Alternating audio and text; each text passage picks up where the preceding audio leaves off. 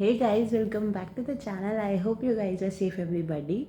So आज की video में हम अपने फोर्थ वाले चैप्टर को आगे बढ़ाएंगे एंड हम जानेंगे कि हमने प्रीवियस वीडियो में थोड़ा थोड़ा इंट्रोडक्शन तो देख लिया था फोर्स का कि फोर्स क्या होता है और थोड़ा सा हमने देखा था कि एक्चुअली फोर्स कर क्या सकता है, what are the effects of the force और what actually a force can do.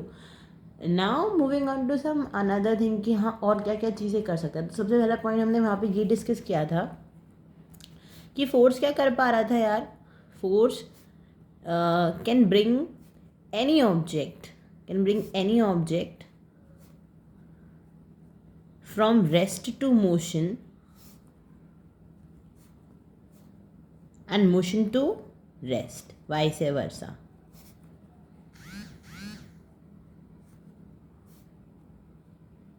मतलब क्या है इसका, अगर आप एक वे में बात करो तो आप ये कह सकते हो कि फोर्स क्या कर सकता है, एक किसी भी ऑब्जेक्ट के एक स्टेट को चेंज कर सकता है. बिकॉज अब रेस्ट से मोशन में है, मोशन से रेस्ट में है, तो वहाँ पे आपका स्टेट ही तो चेंज हो रहा है.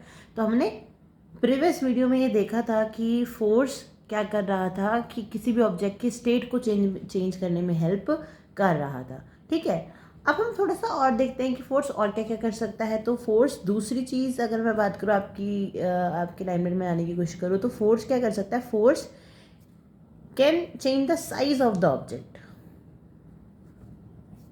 yes, it can change the size of the object. Again, the question same arises over here, that how it can change the size of the object.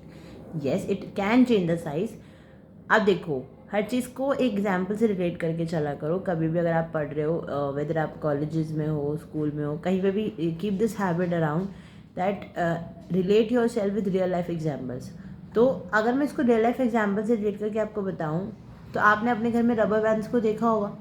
जब छोटे वाले रबर बैंड्स आते हैं तो आप उनको जब खींचते जाते हो तो आप एक टाइम पे देखोगे कि वो ना, मतलब ना, पहले तो छोटे से होते हुए एकदम से इलॉग्नेट, जब उसको आप इलॉग्नेट करना स्टार्ट करते हो, खींचना स्टार्ट करते हो दोनों एंड से, तो उसके साइज़ क्या होता रहता है ना, बढ़ जाता है. उसका साइज़ क्या कर जाता है, बढ़ जाता है. तो आप ये देखोगे कि जब आपने उसमें फोर्स अप्लाई किया, दोनों तरफ से आप फोर्स अपने हैंड के थ्रू अप्लाई कर रहे हो, तो वो फोर्स क्या कर रहा है, उसकी साइज़ को चेंज करने में हेल्प कर रहा है. ठीक है, या फिर आपने स्प्रिंग्स की भी बात करी होगी, तो आप जब फोर्स लगाते हो तो वो एकदम से उनकी शेप कुछ और चेंज जाती है. ठीक है, उनका साइज़ कुछ और हो जाता है. फिर आप फोर्स अप्लाई करना बंद कर दो तो उनका साइज़ अगर उनकी ओरिजिनल साइज़ में वापस आ जाता है. तो हम ये कह सकते हैं कि फोर्स क्या कर सकता है, साइज़ ऑफ द ऑब्जेक्ट को भी चेंज कर सकता है. ठीक है, अगर मैं थर्ड बात करूँ कि फोर्स क्या कर सकता है, तो force can change the direction of an object. Direction को भी चेंज कर सकता है.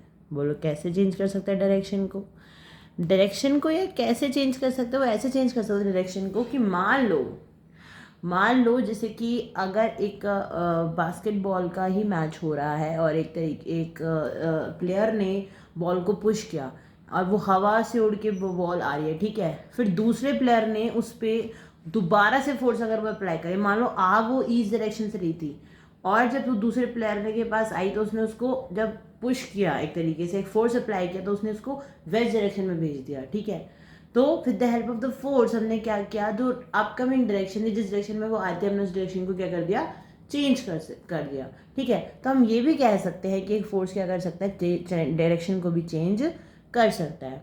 तो हमने कुछ मेन पॉइंट्स यहाँ पे ये देखे कि what force can do. Force can actually change the state of an object, can change the direction as well and can change the size of an object. So ये हमने थोड़ा थोड़ा पढ़ा कि फोर्स क्या क्या कर सकता है, what are the effects of the force.